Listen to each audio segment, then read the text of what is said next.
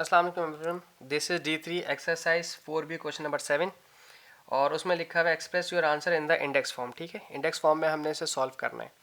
सबसे पहले question number A देख लेते हैं कि क्वेश्चन नंबर ए क्या कह रहा है।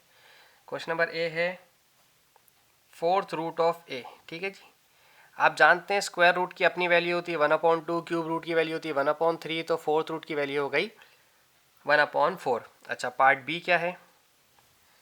पार्ट बी में लिखा है क्यूब रूट बी स्क्वायर। देखें बी स्क्वायर तो आपके पास एज इट इज़ रहेगा। ठीक है, सिर्फ आपके पास जो रूट की वैल्यू है वो हो जाएगी 1/3। तो आपने इसको मज़ीद फर्दर सॉल्व करके क्या लिखना है, बी 2/3।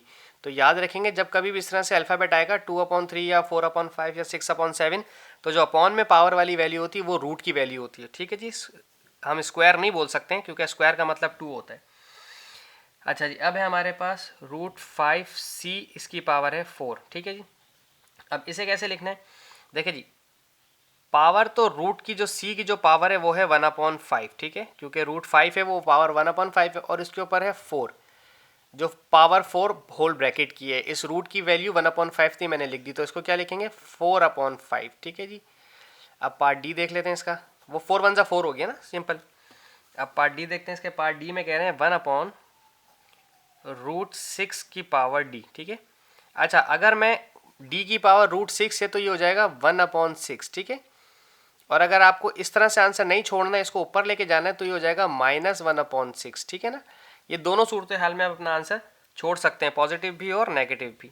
अच्छा, पार्ट ई, या यकीन वो पता है ना आपको कि जब नीचे से ऊपर जाती है तो पावर नेगेटिव हो जाती है, मतलब ऑपोजिट साइन हो जाता है। नेगेटिव है तो ऊपर जाएगी पॉजिटिव हो जाएगी, नीचे पॉजिटिव है तो ऊपर जाएगी नेगेटिव हो जाएगी। मतलब जब भी आप कभी रेसिप्रोकल करते हैं तो साइन चेंज हो जाते हैं, आप ये कह सकते हैं। ठीक है, पार्ट ई का है 1/8√E4। ठीक है, फिर वही चीज़ करेंगे हम, E4 ऐसे ही लिखा रहने देंगे, 8th रूट की वजह से लिखेंगे हम 1/8। ठीक है, तो 4 1 जार 4, 4 2 जार 8, ये हो गया 1/E2। या ऐसे भी छोड़ सकते हैं आप अपना आंसर, या फिर -2 आप अपना आंसर ऐसे भी छोड़ सकते हैं। ठीक है जी, -1/2। ओके, ये 4 1 जार 4, 4 2 जार 8 हुआ ना।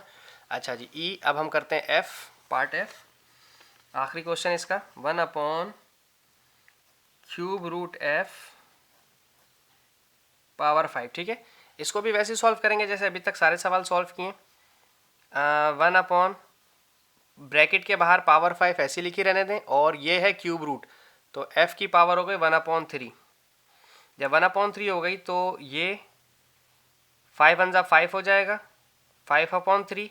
और अगर इसको मजीद रेसिप्रोकल से ऊपर लेकर जाएंगे तो ये नेगेटिव हो जाएगी पावर, -5/3। ठीक है जी, ये बहुत छोटा सा क्वेश्चन था। आई होप आपको समझ आया हो। Thank you so much for watching my channel.